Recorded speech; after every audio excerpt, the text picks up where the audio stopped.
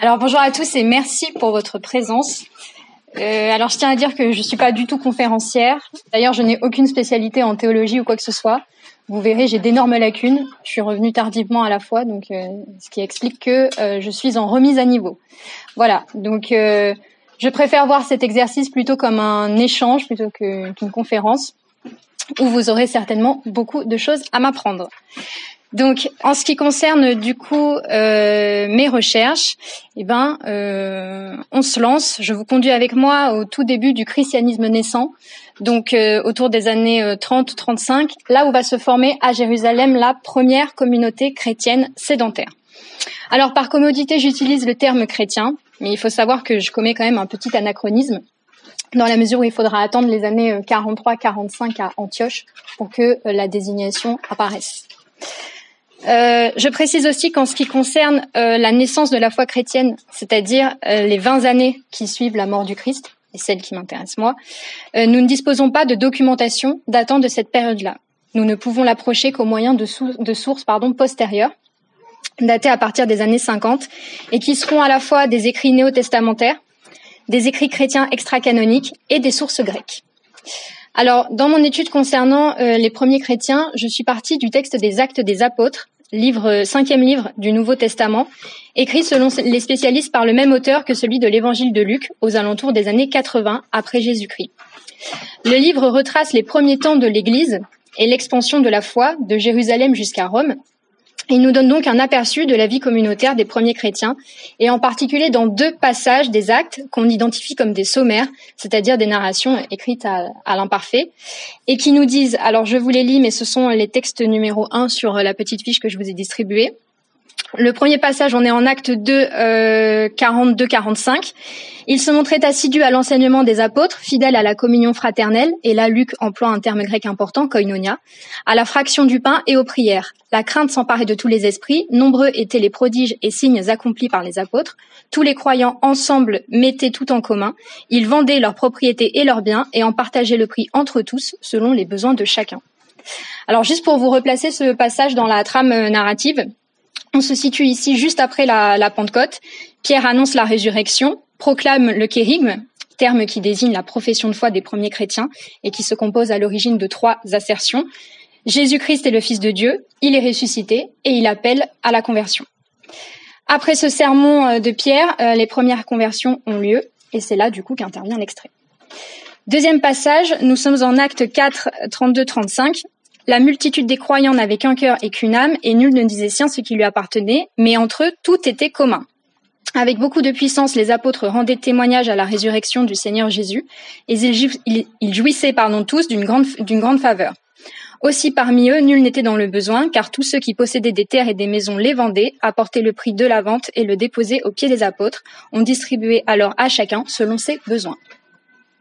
Alors vous avez là la description de ce que la tradition chrétienne présentera comme l'Église primitive. Elle est composée d'un groupe de fidèles, encadré d'abord par l'apôtre Pierre, et puis très vite et plus durablement par Jacques, dit frère du Seigneur. On y distingue 2 sous-groupes qui sont le premier des convertis juifs de langue grecque, proche de la culture grecque, appelée helléniste, et le groupe qu'on nomme les Hébreux, qui sont des juifs convertis qui parlent hébreu ou araméen et lisent la Bible en hébreu. Les textes que nous venons de lire dressent une organisation communautaire forte qui s'établit autour de ce qu'on appelle une communauté de biens. Alors, qu'est-ce que cela signifie concrètement ? Eh bien, les premiers chrétiens vendaient leurs biens particuliers et en apportaient les bénéfices aux apôtres, rassemblés dans une caisse commune pour qu'ils soient partagés. Et dans l'hypothèse où ils pouvaient conserver une partie de leurs biens, on peut supposer qu'ils devaient servir prioritairement à la communauté et non plus exclusivement à eux-mêmes. L'auteur des Actes mentionne 2 exemples concrets concernant la vente des biens. Celui d'abord d'un certain Barnabé qui apparaît comme exemplaire et qui renonce à son champ pour intégrer la communauté. Au don de ce dernier, Luc va opposer le comportement de 2 époux, Ananie et Saphir, qui retiennent une part des bénéfices de la vente de leurs biens pour leur propre compte et qui paient de leur vie cette offense en finissant comme foudroyés aux pieds de l'apôtre Pierre. Cet événement est quand même interpellant dans la mesure où ça vient un peu contredire les discours qui viendraient insister sur le fait que Luc enjolive la réalité, alors que on voit bien que il nous rapporte les échecs et les conflits internes à cette Église naissante. Et puis, surtout, on a plusieurs textes hors du corpus canonique qui vont venir confirmer la description des actes des apôtres. Parmi eux, le premier texte extra-canonique du christianisme primitif, qu'on appelle la Didaché, qui est daté de la fin du 1er siècle et qui est sous-titré « Enseignement des apôtres » et qui est un recueil d'injonctions qui réglemente la vie des communautés chrétiennes et dans lequel on retrouve des injonctions et des appels au partage des biens. À cela s'ajoutent des sources grecques du début du IIe siècle qui vont venir corroborer les sources chrétiennes et on peut notamment penser à un récit satirique d'un auteur nommé Lucien de Samosate qui, en racontant la vie d'un philosophe grec du nom de Pérégrinos qui vécut parmi les chrétiens, témoigne d'un regard païen porté sur le christianisme d'alors, en écrivant au sujet des chrétiens, et c'est votre texte numéro 2, je vous en lis juste une petite phrase. « Aussi méprisait-il pareillement tous les biens et les tiennent-ils pour communs à tous, acceptant avec fou une telle doctrine sans exiger une quelconque preuve ?» Alors, ce qu'on constate du coup à la lecture de ces textes, eh bien, c'est que la caractéristique notoire de cette communauté d'origine, même si ce n'est pas explicitement théorisé, était le renoncement à la propriété privée, comprise comme plena in re potesta dans le droit romain, c'est-à-dire les pleins pouvoirs sur la chose, au profit d'une solidarité concrète. Cette mise en commun des biens avait donc un intérêt social et une dimension théologique, puisqu'elle permettait à chacun de vivre décemment, tout en matérialisant la communion spirituelle des croyants. Ces premiers chrétiens forment donc à la fois une communauté, au moyen du partage des biens, mais aussi se retrouvent-ils en communion par la foi. Ces deux sens, communauté et communion, qui soulignent une mise en commun à la fois matérielle et spirituelle, sont contenus dans le terme grec koinonia, employé par Luc pour désigner cette association de chrétiens. Le koinos en grec, c'est ce qui définit le commun, en opposition à l'idios qui désigne le particulier. Ce terme sera traduit dans la Vulgate par communio, dont l'étymologie est là encore révélatrice, et je m'appuie notamment sur l'étude d'Odile Flichy, spécialiste du Nouveau Testament. Communio est formé en latin de cum, c'est-à-dire avec, et de munis. Munis pouvant vouloir dire aussi bien la responsabilité au sens de remplir son devoir que le don. Et là, du coup, on peut comprendre qu'au travers de cette pratique sociale de mise en commun des biens, les croyants attestent d'une unité qui est un don de Dieu, de l'Esprit Saint venu sur eux, notamment au moment de la Pentecôte, et qui est en même temps une charge de témoignage, celle d'annoncer, de manifester la présence et le message d'un Dieu révélé parmi eux. Alors, en ce qui concerne ce message, quelle était précisément sa teneur qui a fait adopter un pareil mode de vie chez les premiers chrétiens? Eh bien, tout d'abord, la réponse se trouve très certainement dans les enseignements oraux du Christ lui-même. Au début du christianisme, en plus, on est dans une logique d'imitation christique. Ça, c'est Paul qui insiste beaucoup dans ses lettres. Être chrétien, c'était se rapprocher de l'exemple du Christ. Les biens personnels de Jésus et des apôtres étaient possédés en commun ou abandonnés. Et tous ensemble tenaient une caisse commune dont Judas, d'ailleurs, aurait été le trésorier. Et on voit ça en Jean 12, 6. On voit de toute évidence dans la vie de Jésus et de ses paroles une dénonciation de l'argent et plus globalement de la possession matérielle et un intérêt pour la pauvreté volontaire, le Christ n'ayant cessé de maudire l'avidité, se chargeant d'ailleurs lui-même de chasser les marchands du temple. Les anathèmes qu'il lance aux riches ainsi que ses injonctions au dépouillement sont nombreux. On peut penser à la parabole du jeune homme riche, par exemple, rapportée dans 3 évangiles, et qui nous apprend que la condition pour suivre la voie de Dieu, eh bien, c'est la dépossession matérielle au profit des démunis. Jésus dira, s'adressant au jeune homme riche qui lui demande ce qu'il doit faire pour le suivre, « Vends tout ce que tu as, donne-le aux pauvres, et tu auras un trésor dans le ciel » en Marc 10, 21. Avant de dire à ses disciples, je vous le dis encore, il est plus facile à un chameau de passer par le trou d'une aiguille qu'à un riche d'entrer dans le royaume de Dieu. Alors la métaphore, elle est quand même d'une radicalité totale. Ceux qui sont dans une logique d'accaparement et d'accumulation matérielle n'auront pas du mal à entrer dans le royaume de Dieu, mais n'y entreront pas du tout. Autrement dit, que nous dit Jésus ici? Eh bien, il nous renvoie à l'opposition célèbre qu'il avait lui-même énoncée, et je cite, « Vous ne pouvez servir Dieu et Mammon » en Luc 16, 13. La rivalité est franche, on se soumet au culte de l'argent et on en devient esclave, ou on s'émancipe sous la gouvernance divine, mais l'un et l'autre ne peuvent coexister. Autrement dit, si on s'attache aux biens terrestres, il n'y a ni conversion ni salut. Donc ça, c'était pour le point le plus évident. Les premiers chrétiens se sont organisés ainsi pour se conformer à l'exemple du Christ. Néanmoins, j'ai essayé de chercher si cette communauté de biens n'avait pas des racines plus antérieures, et c'est ici le grec qui nous donne la réponse. Alors on se rappelle que Luc écrit en grec, et qu'il recourt à plusieurs reprises à des formules dérivées du terme koinonia pour signifier cet état de propriété collective des biens. Or, on retrouve des expressions similaires dans la République de Platon pour signifier là aussi des pratiques de mise en commun. Alors, dans la République, Platon va théoriser une cité idéale qu'il nomme Callipolis, donc littéralement la belle cité, et qui est composée de 3 classes. La première, les gouvernants de la cité. La deuxième classe, les guerriers qui la défendent. Alors c'est un petit peu plus compliqué. En fait, Platon ne nous donnera qu'une seule classe avec des gardiens dits parfaits qui seront les futurs gouvernants de la cité et des gardiens dits auxiliaires qui, eux, se chargeront de la défense. Et la troisième classe qui est celle des producteurs qui nourrissent la cité. Les gouvernants sont une élite aristocratique choisie parmi les meilleurs de ce que Platon appelle les gardiens, comme je viens de vous dire. Les gardiens sont donc les futurs dirigeants de la société. À ce titre, ces derniers ont reçu une éducation stricte vouée à développer les vertus morales de l'âme et les qualités physiques du corps. Alors en quoi consiste cette éducation ? Eh bien globalement à évincer toute forme d'intérêt individuel et égoïste pour que les gardiens se consacrent exclusivement à l'intérêt général. Pour y parvenir, Platon propose que les gardiens soient tenus à l'écart de l'or et de l'argent, ce qui montrait déjà une certaine forme de lucidité quant à leur corruptibilité intrinsèque. Et il préconise l'instauration d'une communauté de biens, de façon à ce que, je cite, « nul bien ne soit la possession privée d'aucun d'entre eux ».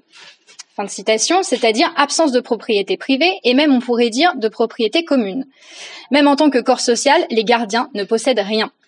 Et attention, ça va encore plus loin, le refus de tout sentiment privatif est tel qu'il débouche sur une communauté de femmes et d'enfants, les gardiens se partageant épouse et progéniture.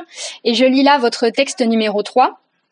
Que ces femmes soient toutes communes à tous les hommes et qu'aucune ne cohabite avec aucun en privé, que les enfants également soient communs et qu'un parent ne sache pas lequel est sa progéniture, ni un enfant son parent. Comme ils auront en commun leur logement et aussi les repas collectifs et qu'aucun d'entre eux ne possédera privément rien de tel, ils seront dès lors ensemble. Donc Platon théorise une mise en commun de tout, jusqu'à non pas tant en fait la destruction de la cellule familiale, mais plutôt son élargissement. On a là une sorte de communisme fou qui compte abolir toute forme d'appropriation, mais qui a le mérite de révéler déjà l'intérêt social du partage destiné à faire triompher le bien commun sur les préoccupations égoïstes. Ce qui est important de comprendre, c'est qu'une pareille organisation est censée prémunir les gardiens de toute forme de dissension. Et on distingue là du coup entre âmes, l'opposition entre une société qui serait divisée par ce qu'on appelle en grec le polémos, c'est-à-dire la guerre, la discorde, et une société qui serait fondée sur la philia, c'est-à-dire l'amitié au sens large en grec, qui désigne en quelque sorte tout lien d'attachement. Et pour qu'il y ait philia au fondement de la koinonia, donc au fondement de la communauté, eh bien, il convient de faire, et je cite à nouveau Platon, en sorte autant que possible, toujours dans la République, qu'entre amis tout soit commun. Alors l'expression citée par Platon, koinata philon, entre amis tout est commun, est un proverbe d'amitié courant dans l'Antiquité. Et même si on peut penser que les biens sont à entendre ici au sens figuré, puisqu'on partage entre amis les bons moments, des expériences, etc., ce proverbe était initialement appliqué littéralement. En effet, l'origine de cette maxime d'amitié est attribuée à Pythagore et au mode de fonctionnement de son école fondée au VIe siècle avant Jésus-Christ au sud de l'Italie. Selon les témoignages de Porphyre, philosophe néoplatonicien, ou de Diogène Laërce, biographe du IIIe siècle, les disciples de l'école pythagoricienne mettaient leurs biens en commun, cette pratique relevant même d'un rituel d'entrée pour tout nouvel adhérent. Platon se serait donc inspiré pour son modèle de Callipolis de l'enseignement et de la pratique de Pythagore et de ses disciples. Faire communauté par aphilia se réalise en partageant les biens, afin d'éliminer les dissensions et de parvenir à des états de paix et d'harmonie durables. Cette idée qui évoque une forme d'aspiration édénique dans ces projets communautaires rappelle le mythe de l'âge d'or dépeint dans la littérature hellénique, qu'on trouvait d'ailleurs déjà chez Hésiode, et qui correspond au premier temps d'innocence de l'humanité, c'est-à-dire un état privilégié où la nature et les ressources sont mises à disposition de tous, en dehors de toute appropriation possible. La propriété privée y était dès lors envisagée comme une dégénérescence, actant la sortie de l'humanité de son état de grâce. Donc, en résumé, l'organisation communautaire des premiers chrétiens, au-delà d'être directement inspirée du Christ lui-même, hérite d'un idéal d'amitié grecque appliqué par Pythagore et mis en avant par Platon et qui imprégnera la mythologie de l'âge d'or. Mais si cette philanthropie hellénique est parvenue jusqu'au christianisme des origines, la transition s'est certainement opérée via un judaïsme tardif hellénisé. Rappelons qu'on est au moment de la naissance du christianisme dans une Palestine sous domination romaine, imprégnée de culture grecque depuis les conquêtes d'Alexandre, où le grec s'était vraiment imposé comme langue officielle, exportant ses concepts et ses structures mentales. Alors dans ce judaïsme justement protéiforme de Palestine, on trouve une petite secte nommée les Esséniens, qui est une secte juive dissidente en rupture avec le temple et connue grâce aux manuscrits de la Mer Morte découverts dans les grottes de Qumran en 1947. Les Esséniens étaient 4000 membres vivant en ermite du 2e au 1er siècle avant Jésus-Christ, et qui se caractérisaient par un mode de vie ascétique, passant par un refus du mariage, des richesses matérielles et de la propriété privée, la communauté exigeant là encore la collectivisation des biens entre les membres. Philon d'Alexandrie, auteur antique, nous l'expose en écrivant, et c'est votre texte numéro 4, « Il n'y a donc aucune maison qui soit la propriété de personne, aucune qui ne soit en fait la maison de tous. Il y a une caisse commune pour tous et les dépenses sont communes. Communs sont les vêtements et communs les aliments. Ils ont adopté en effet l'usage des repas en commun. Un tel usage du même toit, du même genre de vie et de la même table, on le chercherait vainement ailleurs, mieux réalisé en fait. » Donc les Esséniens pratiquaient donc le partage des biens, la pauvreté volontaire, la prise en commun des repas et la chasteté. L'historiographe du 1er siècle Flavius Joseph y verra des similitudes avec l'école pythagoricienne, mais c'est surtout la grande ressemblance avec le mode de vie des premiers chrétiens qui saute aux yeux. Il est donc légitime de penser que les Esséniens aient pu influencer les premiers chrétiens, d'autant plus d'ailleurs si on tient compte de la proximité géographique et temporelle, même si les Esséniens ne sont jamais cités dans le Nouveau Testament. Alors, il faut néanmoins préciser, et on verra combien c'est différent avec les premiers chrétiens, que les Esséniens sont dans une démarche de purification vis-à-vis de l'extérieur, la secte de Qumran estimant que le reste des croyants se montrait indigne de Dieu. A contrario de l'isolationnisme essénien, la communauté de Jérusalem n'est géographiquement pas coupée du monde. Et pour preuve, la prédication missionnaire des apôtres va se réaliser autour du bassin méditerranéen en empruntant d'abord le réseau synagogal, puis se faisant au cœur des villes sur les places publiques. Et rapidement, on va avoir la conscience dans l'Église naissante que le salut n'est pas l'apanage d'une élite repliée sur elle-même, mais aspire au contraire à s'étendre à l'ensemble de l'humanité. Dans l'Épître aux Galates, qui fait partie d'ailleurs des premiers textes chrétiens, puisqu'elle est écrite en 47-48, il y a ce passage très beau de saint Paul qui nous dit il n'y a plus ni juif ni non-juif, ni esclave ni homme libre, ni homme ni femme, car vous êtes tous un en Jésus-Christ.